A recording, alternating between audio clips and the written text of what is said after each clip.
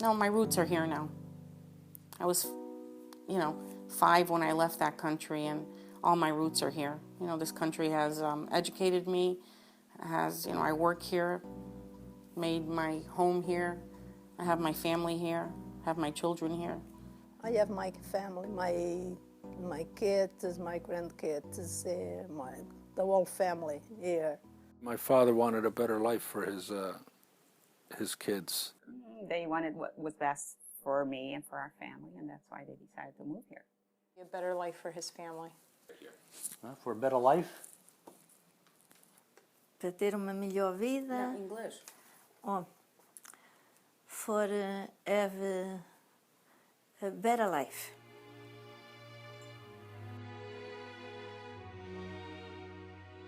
My life in Portugal, I'm working na farm, so it's not easy.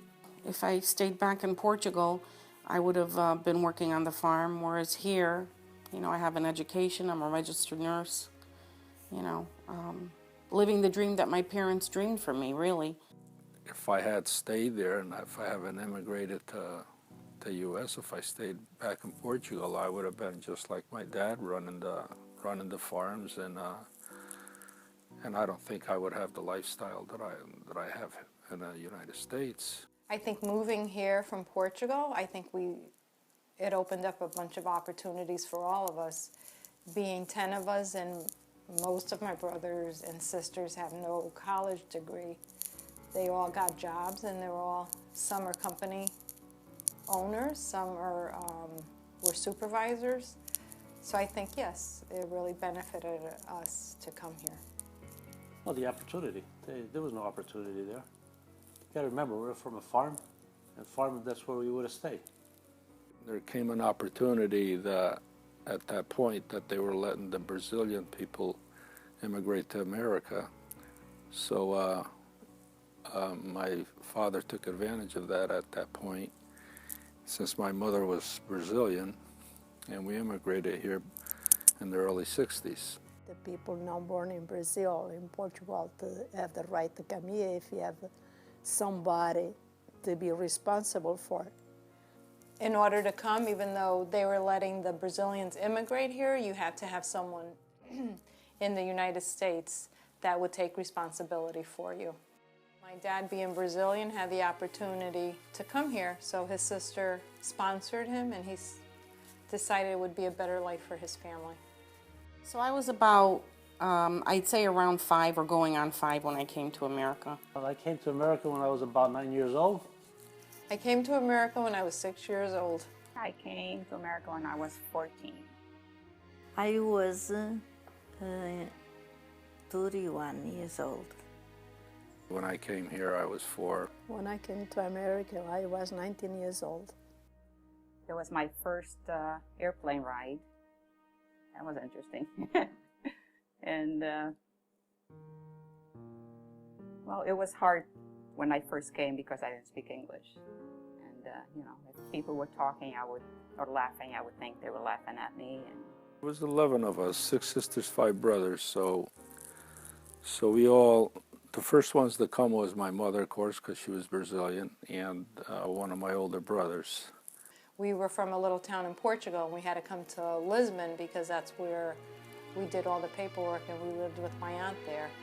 Well, we went to Canada instead of America because that's where my father was living at the time. And then he called my mom, my sister, and myself over. Many years after he had been there. About, I would say 7. He was there 7 years. And he would frequently visit, once he had his permanent residency in Canada, he'd frequently visit us in Portugal. But it wasn't until he had the appropriate documents to call us over that we were called over to Canada. I was in Canada for about 4 years. After my sister-in-law, he called my husband and me and my daughters for an States. Come to the United States. Yeah. Being 9 years old, everything was exciting. Yeah. And I still remember when I got picked up at the airport. First thing I got was a bubble gum. First time I ever ate chewed gum at 9 years old. And right on those big cars. No more horseback buggies. The first thing I remember my aunt giving me that she picked us up at the airport was gum. And I had never had gum before, so I chewed it and I asked her for another piece. And she says, "What did you do with your gum?" I swallowed it. It was good. I was excited because it was my first time in a plane. Yeah, a little bit exciting to see things different and open for a better life because we not rich, now we not the poor, but we're not rich. So we open up to make it better. He was excited now to come to America. Because my dad died when we were young, and if we were in Portugal, I don't think my mom would have had the opportunities that she did to raise us on her own. Well, they put me, when I first came, they put me in 7th grade. I didn't speak English, so I had to go to speech class every day.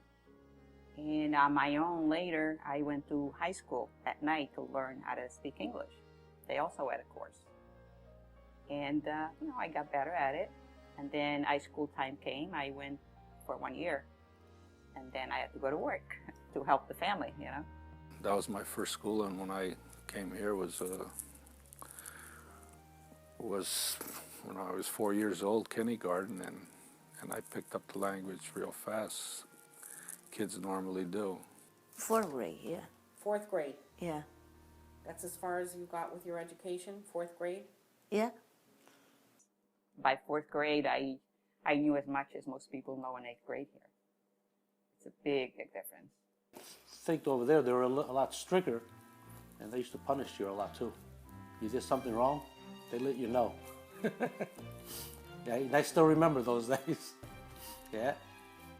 Used to have your head smashed to the chalkboard a few times if you didn't know the answer. Yeah.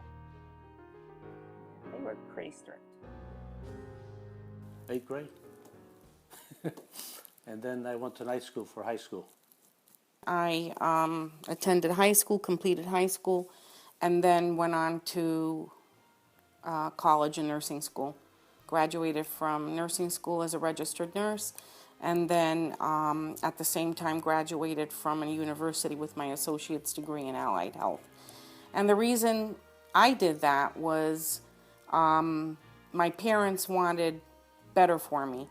At the time, my generation, they usually all worked in factories or construction, and they all got married. At that time, I wasn't obligated not to go to school.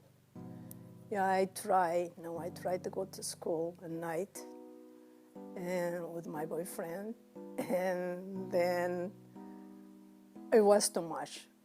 Working and come home and then walk to school. The school, it was pretty far. We don't have no car. You gotta walk there. So when it started now, I came in September.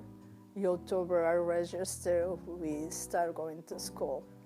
I went there for a month. Up to 8th grade, and then I went to a technical school.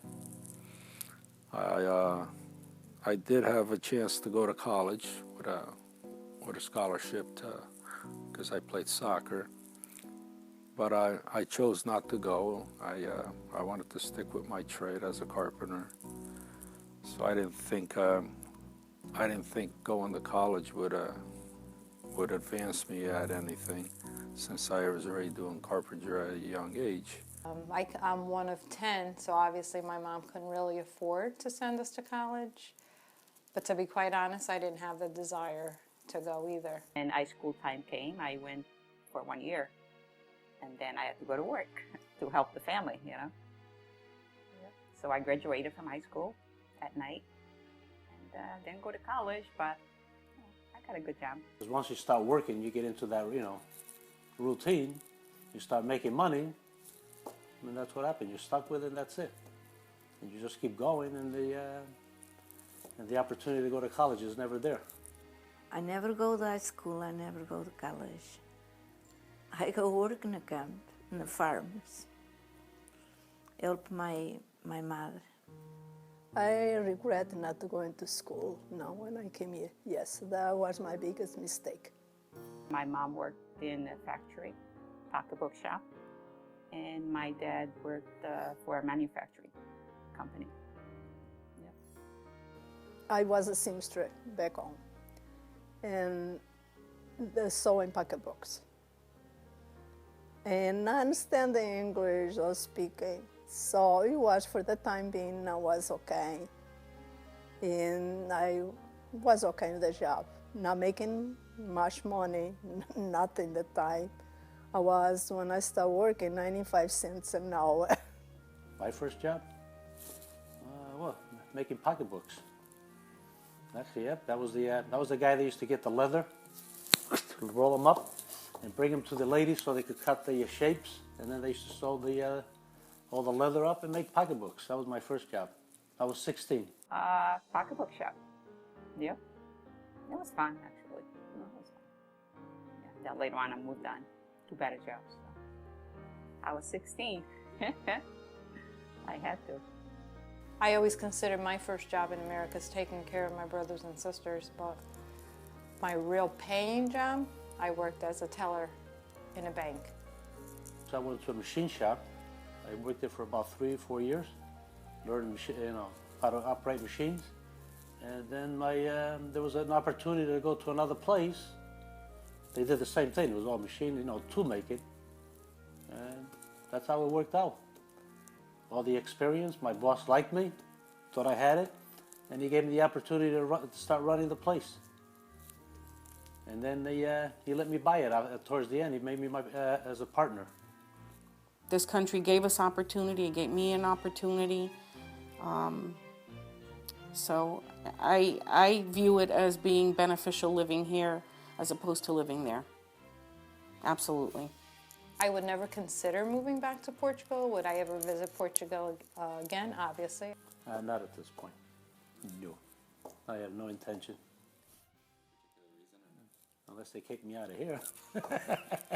but if not, no. I have no intention of going back. Moving back? No. No, my roots are here now. Everybody here, that's why I don't have the feels for go to Portugal. I don't miss anything there. I don't think so. Maybe visit for a couple months if I can, but the other way, no. I would. I love it. I feel much better there. And, it's just a totally different way of living. It's not rush all the time, Over here, it's go, go, go. And, no time to relax. Over there, it's totally different. It was very beneficial to move here. The opportunities there. Oh, absolutely. Well, the opportunity. There was no opportunity there.